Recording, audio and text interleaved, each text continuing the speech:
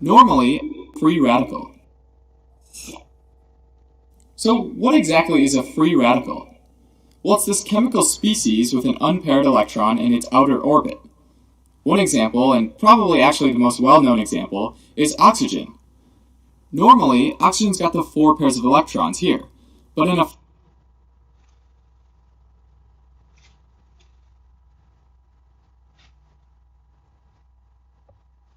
free radical situation, it might gain an extra electron, and we call this guy a free radical, and it's what causes all the trouble. Now, free radicals are generated both normally in physiologic conditions and abnormally in pathological conditions. Physiologically, so we're talking like normal conditions, it can happen during oxidative phosphorylation, which we know is this super important process in our cells to help make ATP. During this process, you've got this molecule called cytochrome C oxidase, or sometimes it's just known as complex 4. This molecule transfers electrons to oxygen, and oxygen gladly accepts those electrons. And this in turn causes the mitochondrial matrix to pump protons out. And this creates our proton gradient and drives the production of ATP. Great. So normally, for oxygen to be happy, it accepts 4 electrons and becomes water. But what if it doesn't receive all 4? Well, that, my friends, is when we get free radicals. Okay, so if oxygen grabs just 1 electron, it becomes superoxide. So O2 with a little dot for its extra electron. If it gets 2 electrons, it becomes hydrogen peroxide. And then 3 electrons, it's the hydroxyl radical. Then finally, if you get all 4, you get water. So 1, 2, or 3 electrons is called a partial reduction of oxygen. So oxygen isn't being reduced all the way to water. Because remember that reduction is a gain of electrons. So in this case, it's only partial. And remember that this happens physiologically, like in normal conditions. Also, though, you can generate free radicals in pathological conditions. So not in normal conditions, right? One way is through ionizing radiation, and this usually generates a hydroxyl radical. And this will happen when the radiation sort of comes in and hits water in your tissue. So it hits the H2O, right? And it knocks off an electron. So if you go backwards here from water, you'll end up at the hydroxyl radical, right? And these hydroxyl free radicals are generally the most reactive, and so therefore probably the most damaging to your cells. Besides ionizing radiation, though, inflammation is another way that you can get free radical generation. When you get an infection and neutrophils come by to fight that infection, there are 2 mechanisms they use to kill whatever microbe there is, one of which is oxygen dependent. Oxygen dependent means you need oxygen, so we can probably guess that oxygen's involved. Usually this starts with what's called an oxidative burst, where an enzyme called NADPH oxidase takes your oxygen and converts it to superoxide. And then it goes on to eventually be converted into bleach, or HOCl. But mainly our culprit for producing free radicals is going to be this first step, where NADPH converts oxygen to superoxide. And the third way that we can produce free radicals is through contact with metals. And we're usually talking about metals in the context of the body, so like copper or iron, where they're usually bound to something, are something called transferins. These proteins bind iron and sort of help you control the amount of iron in your blood. Why do we want to make sure it's controlled? Well, it's because if it's not bound, generate free radicals. A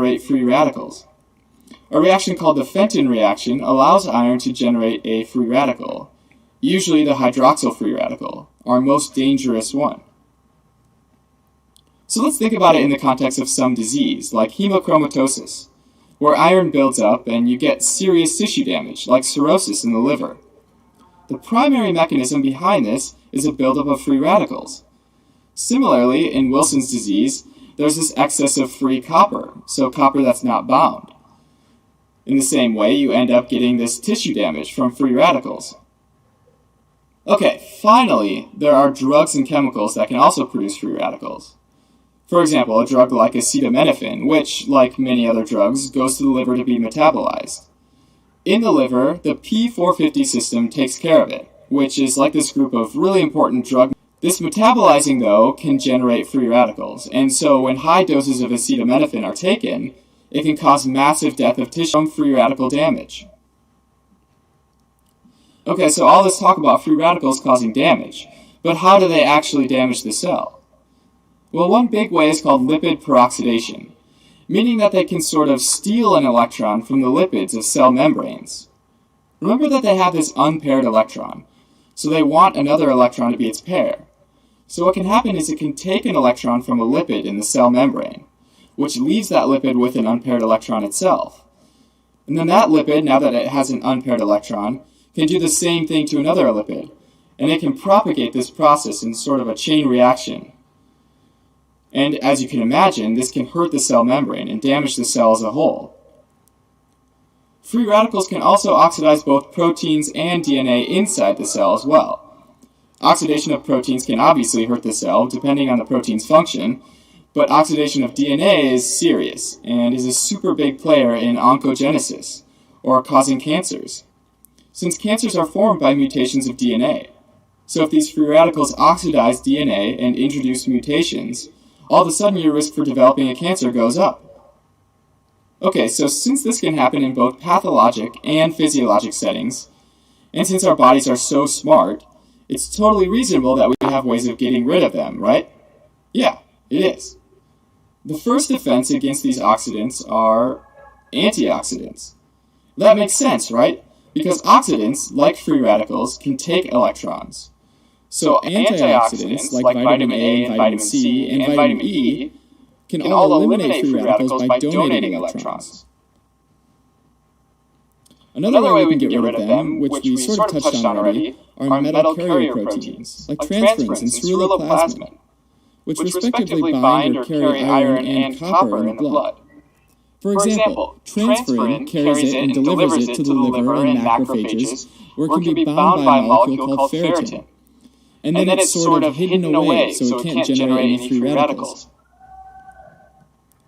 And finally, another way we can get rid of free radicals is by enzymes. And there are three super important players in the enzyme free radical game. So remember that in between oxygen and water, you've got superoxide with one electron, and then hydrogen peroxide with 2, and finally hydroxyl with 3, and then water with 4. Right? Okay. Now, our three enzymes are each going to have the job of focusing on one of these free radicals. Superoxide is taken care of by superoxide dismutase. That one's pretty easy. And then hydroxyl free radical is taken by glutathione peroxidase, which is less intuitive, because maybe you think that one should be for hydrogen peroxide. But it's not. So remember that